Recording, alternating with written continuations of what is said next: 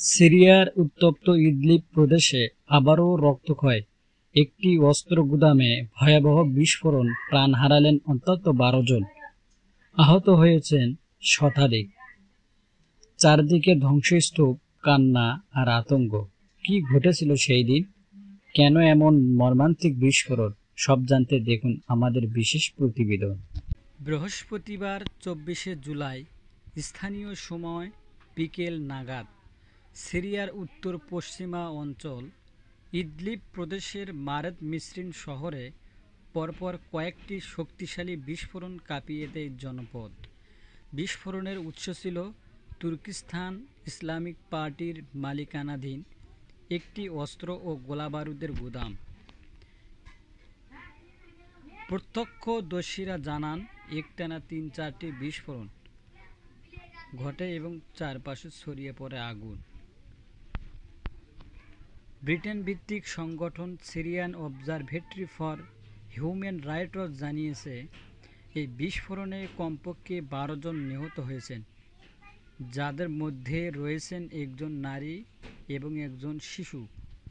এছাড়া আহতের সংখ্যা শতাধিক, যাদের অনেকেরই অবস্থা আশঙ্কাজনক। তবে সিরিয়ার স্বাস্থ্য মন্ত্রণালয় দাবি করেছে, নিহত হয়েছেন ৭ জন এবং আহত হয়েছেন ১৫৭ জন। বিস্ফোরণের কারণ নিয়ে এখনও ধোঁয়াশা। দেশটির স্বরাষ্ট্র মন্ত্রণালয় জানিয়েছে, ঘটনার বিষয়ে তাৎক্ষণিক গভীর তদন্ত শুরু হয়েছে এবং দোষীদের দ্রুত আইনের আওতায় আনা হবে। তারা আরও বলেছে, ভবিষ্যতে এ ধরনের দুর্ঘটনা ঠেকাতে সতর্ক ও নিরাপত্তামূলক ব্যবস্থা গ্রহণ করা হবে। স্থানীয় একজন বলেন, বাচ্চারা খেলছিল সামনে, হঠাৎ কাঁপুনি, জানি না কি হলো, চারদিকে শুধু ধোঁয়া, ধ্বংস আর কান্না।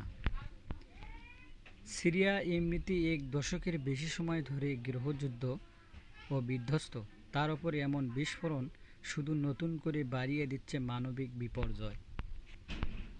এই ঘটনার তদন্ত শেষ না হওয়া পর্যন্ত রহস্যই থেকে যাবে, এই বিস্ফোরণের নিছক দুর্ঘটনা নাকি আরও কিছু গভীর ষড়যন্ত্রের ইঙ্গিত। মানবিক দৃষ্টিকোণ থেকে বলতেই হয়, এই ধরনের ঘটনার পুনরাবৃত্তি ঠেকাতে আন্তর্জাতিক মহলেরও নজরদারি জরুরি।